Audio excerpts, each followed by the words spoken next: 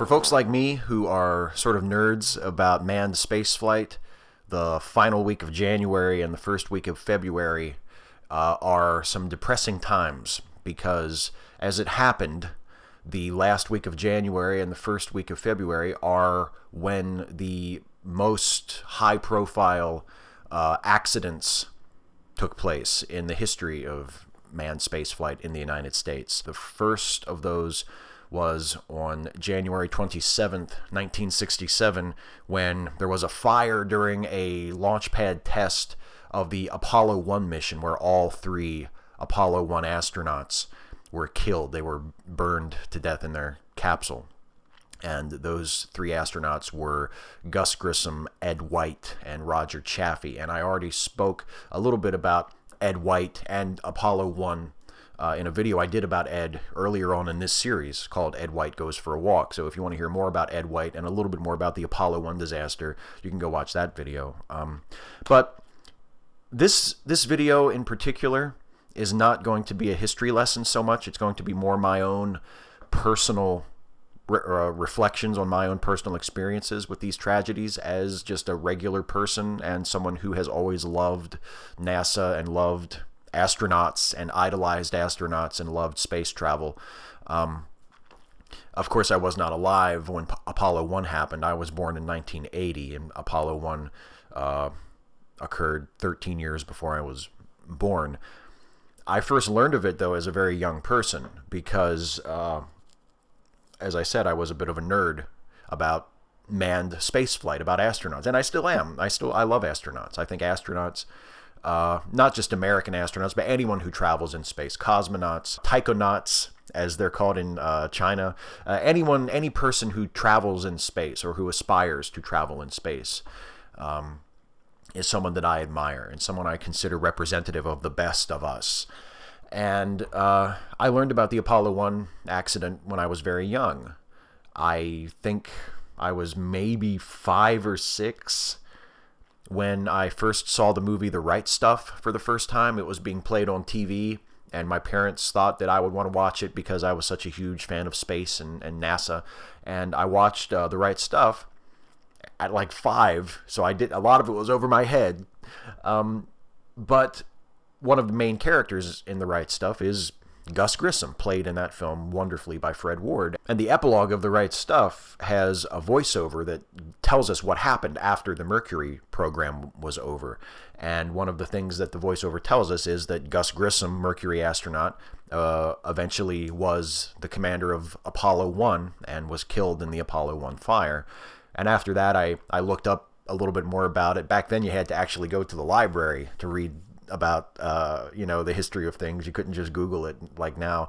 But I learned more about Apollo 1. I got some videos about the history of NASA, the history of manned spaceflight, and learned a little bit more about Apollo 1. And this was all around the time when the Challenger disaster had happened. I think I was maybe 5 or 6 years old, as I said, so it would have been around 1986. And the second of those three most high-profile disasters in the history of American manned spaceflight was the Challenger space shuttle disaster, which was on January 28th, 1986. Last week was the 30th anniversary of the Challenger disaster, which is the main reason why I decided to make this video this year. And it was a national tragedy, as it would have been under any other circumstance, but it was particularly tragic because among the crew of the Challenger was Christa McAuliffe, who was supposed to be the first astronaut to go to space as part of a NASA program that was designed to put teachers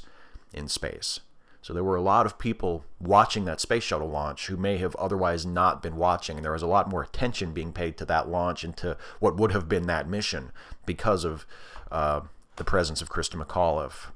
The crew of the Challenger were Francis Scobie, Michael Smith, Ronald McNair, Ellison Onizuka, Judith Resnick, Gregory Jarvis, and Christa McAuliffe.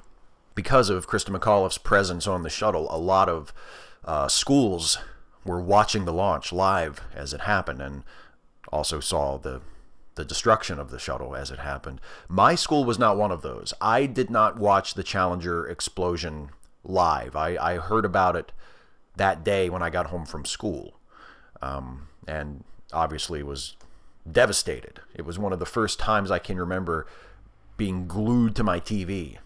My birthday's in May, so I would have been 5 in January of 1986, and I remember just sitting there and just watching it, just being sort of morbidly obsessed with it. And how could this happen, and why did these astronauts die, and what does this mean?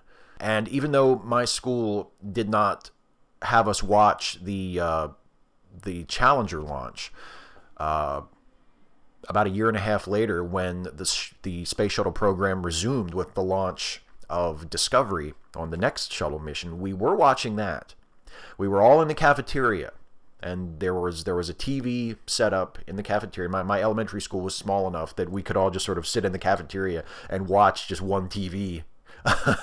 And the people in the back would still be able to see, So we set up a TV. My principal set up a TV, and all of us in school gathered in the cafeteria and watched the launch of Discovery. And I remember, obviously, it was a successful launch, and it sort of signaled the resumption and the rejuvenation of the space shuttle program. And I remember after the shuttle had cleared the launch pad and the camera was following it up into the sky, our principal was very kind enough to point out when the booster separation was about to happen. He was very, very careful to point to the TV at that moment and said, "Now watch, because this is where it blew up last time."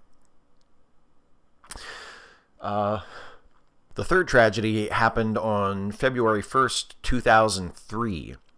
And by this time, I was grown up and I was living on my own. I had an apartment with a roommate, and I remember we had been out. My roommate and I and his girlfriend had been out doing something that day. I forget, we'd gone to the bookstore or gone out to eat or something, and we came home. We came back to our apartment, and one of us turned on the TV, and there on TV was a live shot of these little pieces of debris streaking through the sky. And after a minute of watching the news and figuring out what this was, I realized that those little pieces of debris were some of the remnants of the Space Shuttle Columbia that had disintegrated during re-entry. It had actually been damaged almost 2 weeks earlier when it launched. And when it re-entered, there was a section of the wing that was damaged. The heat shield tiles were damaged, and it got too hot, and the shuttle just burned up as it was trying to come home. And the crew, of course, were all killed. And the crew of that Columbia mission, the people on board were Rick Husband, William McCool, Michael Anderson, Kalpana Chawla, David Brown, Laurel Clark, and Elon Ramon.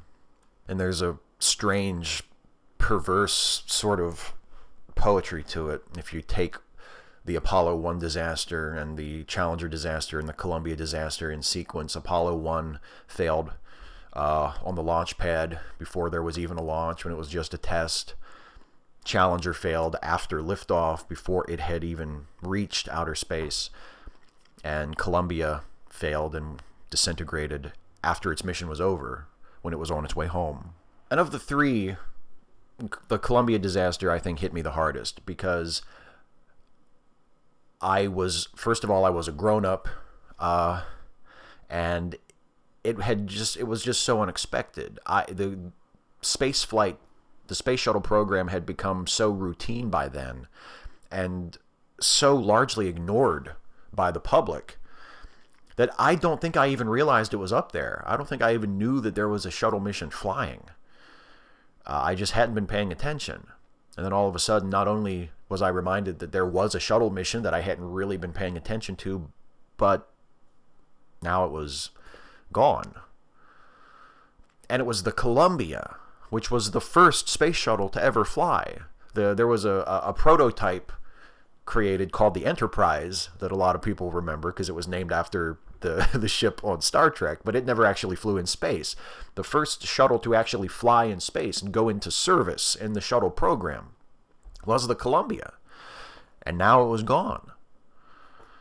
And that was really depressing. That was something that, and I think it maybe created some tension in the apartment because my roommate and his girlfriend were not the kind, they didn't have the emotional connection to the space program that I had, so they didn't really get why I was so upset. And I think maybe they were a little annoyed with me that I was just kind of mopey and depressed for a couple of days after that, but they didn't realize how much it meant to me and how much it still means to me. And we haven't been back to the moon since the early 70s, and that's not because we don't know how to do it. We know how to fly to the moon. We know how to land people on the moon and bring them back safe. We did it almost 50 years ago. You think we couldn't do that now? The reason we haven't sent people to Mars is not because we don't know how to do it or because we don't think we could do it. It's just a matter of time and money and commitment. It's a lack of will, which is why we haven't gone beyond the low Earth orbit. And I think one of the things that has eroded that will is the tragedies of Challenger and Columbia. I think it has sapped our national will for spaceflight, for human spaceflight. And that's a shame because human spaceflight and things like the Apollo landings, or even before that in the early 60s, the Mercury program, the first Americans to actually go into space, those are galvanizing events. Human spaceflight isn't important just because it's cool or just because it's a milestone that we can say, oh, we did that. We put someone on the moon. Now we can say we did that. We put someone on Mars. Now we can say we did that. Those are galvanizing events. Those events can inspire people and can change people's lives and can change the course of history. Look at the technological advances that have come about in the last 25 years. And think how many of those people, how many of those scientists and engineers and doctors were inspired by the Apollo program. How many of them were children in the late 60s and early 70s and saw people walking on the moon and were taken with the space race and were inspired by that to go to college and to study engineering, to study science, to go into the aerospace field or to go into material science or medical research or whatever. Think of all the advancements that have come in the last 25, 30 years. And since the Apollo program, since the landing on the moon, there really has not been such a galvanizing event. It's been almost 50 years since the first Apollo moon landing. And there have been milestones in human spaceflight since then, but nothing to make the entire world stand at attention and say, wow, this is amazing. This is something I want to be a part of. And we need that. I think we need that to inspire people. We need that to bring people in, to make people pay attention, and to make people say, this is incredible, and I want to be a part of this. And if this is the present, imagine what the future can be, and I want to help to make that future. And it's a shame, I think, that stifling that inspiration has been part of the legacy of these accidents, of these disasters. It's not just that astronauts were killed, although of course that's tragic and that's of foremost importance, but it's not just that. It's that our national will to explore space was not killed, but weakened, injured a great deal. And it's an injury from which we still have not quite healed. Now, before I go, I do have two more things to tell you about. They are completely unrelated to anything I have just spent this entire video telling you about, but they're important. There are two fundraisers that I would like to maybe give a bit of a signal boost to. The first is one that was brought to my attention by my friend CaptainMikul, who we actually had a conversation recently, and we both described him as someone who tries to speak about men's issues without being a misogynistic asshole. I can't remember if I said that first or if he said that first, but we both agreed that that's the kind of dude that CaptainMikul is. He's a good guy, and He made a video recently on his channel and shared a fundraiser for a charity in the UK where CaptainMikul lives called the Mankind Initiative, which is dedicated to helping male victims of domestic abuse, but they are running out of money. So if you want to help the Mankind Initiative, you can go to the website that is linked in the description box of this video, and you can donate to help to fund and help to support the Mankind Initiative. That would be a wonderful thing to do, a really positive, active thing that you could do to help support vulnerable men who are survivors of domestic abuse, men who need help. I would highly urge you to do so. The second fundraiser I want to mention is one that was created by another fellow YouTuber of mine. It's much more close to home for him, though, I think. It's a fundraiser created by Godless Geezer on behalf of his daughter, who recently came out to the family as trans. And his daughter is going to transition. And Godless Geezer and the family need a bit of help so that they can help their daughter with her transition. Apparently, a lot of it is going to be covered by insurance, but there's also some of it that is not going to be covered by insurance. It might wind up being kind of expensive. So Godless Geezer has created a crowdfunding website to help his family, help his daughter pay for the expenses of her ongoing transition. And I think that's also a wonderful cause that you should donate to if you are of a mind, if you can afford it. And for both of these, for both the Mankind Initiative and Godless Geezer's daughter's transitioning fund, if you are in a position where you can't afford to give, that's fine. No shame in that. I'm often in that position myself. But if you do care and you do want to help, please do consider sharing either or both of those on your various social media platforms and raise a little bit of awareness. Boost the signal even further. And maybe someone who reads your sharing of these programs, of these fundraisers, will be in a better position to help in a more direct financial sense. So check out both of those. They're linked in the description of this video. Thank you guys as always for watching, and I guess I'll see you next time. Hey folks, I hope you enjoyed this video. If you did, please like it, share it, subscribe to this channel if you're not subbed already, and also please consider helping me to make more videos like this one by supporting this channel through Patreon. You can go to patreon.com/Steve Shives to become a patron.